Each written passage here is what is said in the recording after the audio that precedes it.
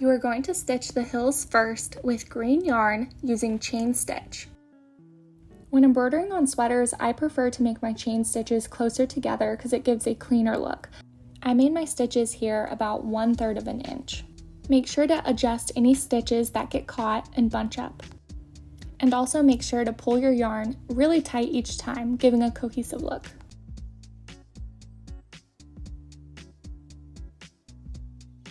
When you finish a section, before jumping to a new section, I like to cut my yarn and restart. This will eliminate loose yarn and a messy back of the sweater. Once you've tied off that section, you're going to move to the next hill and restart your chain stitch.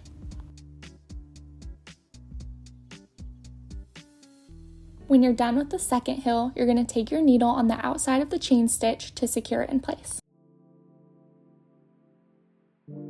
The middle of the sun is going to be stitched with orange yarn using chain stitch. You're going to start in the middle of the sun and you're going to make a chain stitch. Come up through the fabric and pull it tight. Insert your needle back through where you came, and you're going to make another chain stitch, but instead of going straight, you're going to go to the right slightly and you're going to start a curve. You're going to keep making chain stitches in a circular motion. Make sure to keep your stitches tight and close together.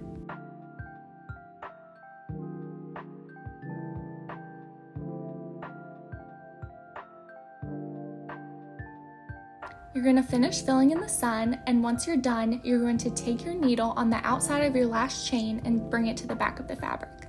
The rays of the sun will be in straight stitch. You're going to insert your needle underneath the middle portion of the sun so that it hides the end of your stitch.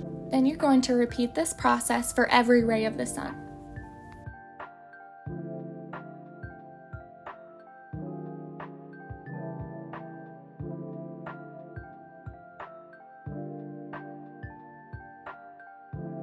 First, we are going to stitch the body of our butterfly with the orange yarn using 3 small chain stitches. You're going to want them to be very close together and tight. Next, we are going to stitch the antennas in the orange yarn. You're going to make 2 small straight stitches. For the wings of the butterfly, we are going to make 2 lazy daisies. You're going to make your loop, and when you bring your needle back up, it's going to be at the tip of the wing. Pull your yarn tight, and then enter to the back of the fabric on the outside of your lazy daisy.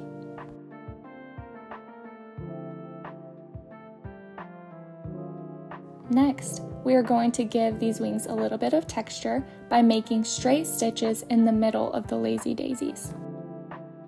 For each wing, you are going to bring your needle up at the point, and then you're going to bring it back near the body.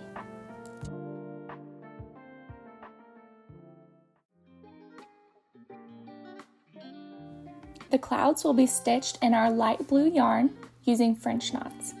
For the cloud, you can vary how many times you wrap your yarn around the needle. I like to do anywhere from 2 to 4 and kind of disperse it throughout the cloud so that it gives it a fun texture. If you see that one of your French knots is a little bit too loose and might snag, you can bring your needle up, put your needle through the French knot, and then bring it back down with a little straight stitch to tuck it in place.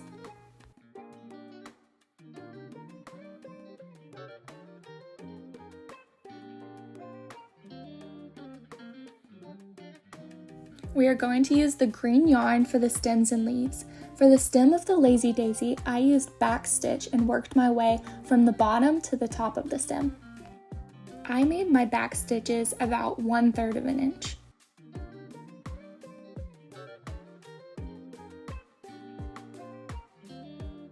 Next, we are going to move to the rose. For the rose's stem, we are going to practice whipped back stitch. So first, you're going to put your back stitches in place. Then you're going to bring your needle up, and we're going to snake our needle through each back stitch. Remember to go through the same side each time.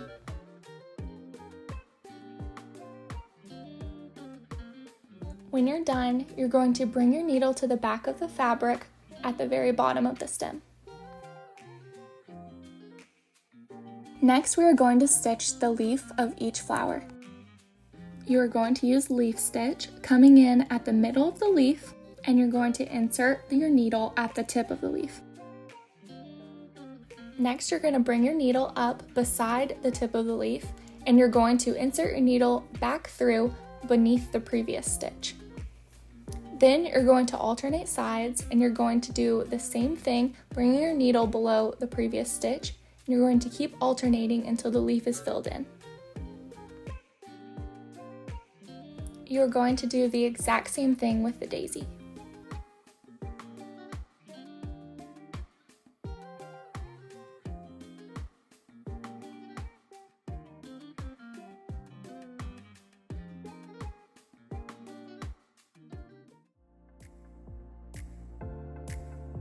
For the lazy daisy, you'll use the pink yarn to stitch 5 lazy daisies on each petal of the flower.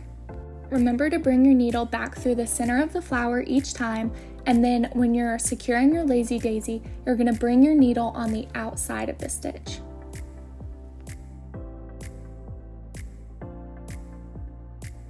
Repeat this process, making a lazy daisy for each petal.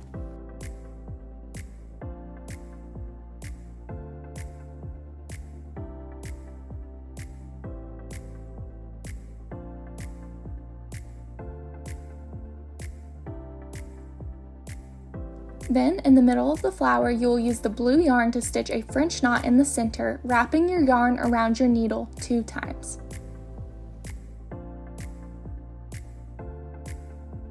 The rows will be stitched in orange yarn using woven wheel stitch. Start by bringing your needle up through the center, and then you're going to make a straight stitch for each line. Then you're going to bring your needle up towards the center, and you're going to wrap your yarn around the wheel, alternating each time.